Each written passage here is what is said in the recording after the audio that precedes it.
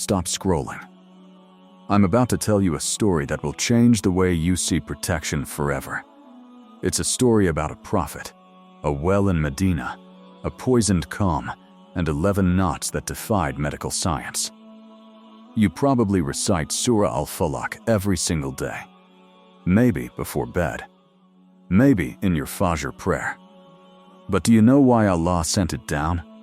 Most Muslims think it's just a bedtime prayer, but the real reason this surah exists is because the Prophet Muhammad, peace be upon him, the best of creation, was attacked in a way you cannot imagine. And if the Prophet needed this surah to survive, what makes you think you don't need it right now? Today we are going to break the story of Asbab al-Nuzul, the reasons for revelation, of Surah Al-Falaq. By the end of this video, you will never recite Kul A'udhu bi Rabbil Falaq the same way again. Let's go back to the year 7 Medina. The Prophet had an enemy. Not just Abu Jahl, those guys were gone. This was a quieter enemy, a psychological enemy.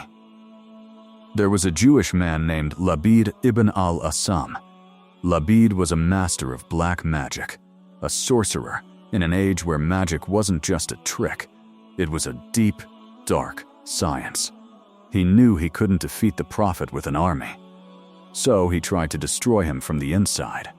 The narrations in the Musnad of Imam Ahmad tell us that Labid stole a piece of the Prophet's hair and a few teeth from his comb. He took these items, tied them in a rope with 11 knots, and stuck needles into each knot. Then, he placed this cursed talisman at the bottom of a deep, dark well, specifically the well of Darwan. And here is the terrifying part. It worked. The Prophet began to feel extremely ill. He felt like he was doing things but not remembering them. He felt a severe oppression in his chest. For many days he suffered. The companions were terrified. Doctors of that time had no cure. This wasn't a virus. This was spiritual sickness.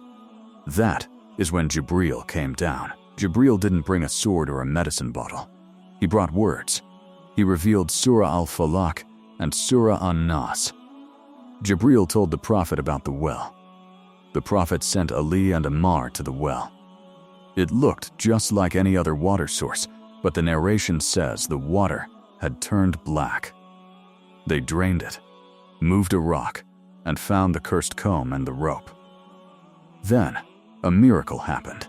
As the Prophet began to recite Surah Al-Falaq, for every verse he recited, one knot untied itself, and with each untied knot, the Prophet felt his pain lift away. When he reached the end of the surah, all 11 knots were broken. He was completely healed. Subhanallah. But why these specific words? Why Lord of the Falaq, the daybreak? Why mention the darkness and the envy? Because this surah is a surgical weapon. It targets the exact 4 sources of hidden evil that destroy human beings. Let's break down the 4 things Allah tells us to seek refuge from. This is where it gets real. Number 1. Min sharri ma khalaq. From the evil of what He has created. We usually think evil is just bad people. But look at the news. Earthquakes, animals that poison, diseases, car accidents. This verse covers physical harm, the stuff you can touch. When you recite this, you are literally putting a force field around your body from physical accidents. Number 2. Wa min shari ghasikin iza waqab. From the evil of the darkness when it spreads. Modern psychology knows this. Crime rates spike at night.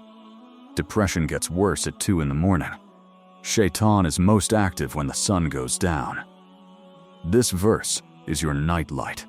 It's protection from the psychological attacks that come in the dark. Number 3. Wa min sharrin nafathati fil uqad. From the evil of the blowers in the knots. This is the big one. This is specifically about black magic, witchcraft, and spells. Let's be real, a lot of us laugh at magic.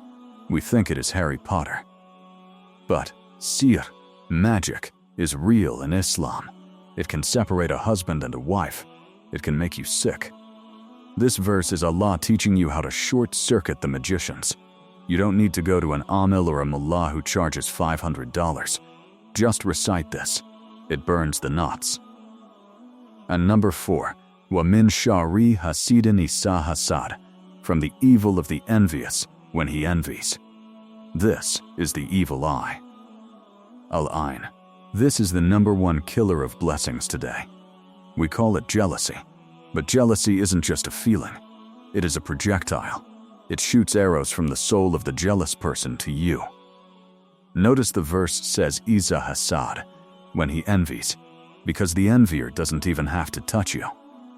Just looking at your car, your marriage, your new business, and saying MashaAllah but can burn it down. That is why the Prophet said these 2 surahs, Al-Falaq and An-Nas, are the Muawwidatayn, the perfect refuge. Nothing like them was ever revealed. So you watched the story. You know the power. But how do you make it go viral in your life? Most people make a deadly mistake. They recite Surah Al-Falaq only when they are already sick. No, the Prophet used to recite it every single night. Here is the Sunnah prescription. First, morning and evening. Recite Surah Al-Ikhlas, Al-Falaq, and An-Nas 3 times each. Blow into your hands. Then wipe your hands over your head, face, and body. This was the daily routine of the Prophet. Second, before sleep. When you go to bed, do the same thing. Cup your hands, blow, and wipe. Third, when you see something good. If you see a cool car, a nice house, or a beautiful child, don't just say wow. Say MashaAllah la quwwata illa billah. Neutralize the hasad before it fires. The enemy Labid put the Prophet's hair at the bottom of a well. The enemy tried to bury the light. But Allah showed us, no knot is too tight for the falak. No darkness is too deep for the dawn. If you are feeling stuck right now, if you feel like there is a knot in your chest, in your finances, or in your home, recite Kul A'udhu bi Rabbil Falaq tonight. Recite it with the yaqin, the certainty that Allah is the splitter of the dawn. Hit the like button right now if you believe in the power of the Quran. And share this video with someone who has been feeling off lately. They might need to break a knot today.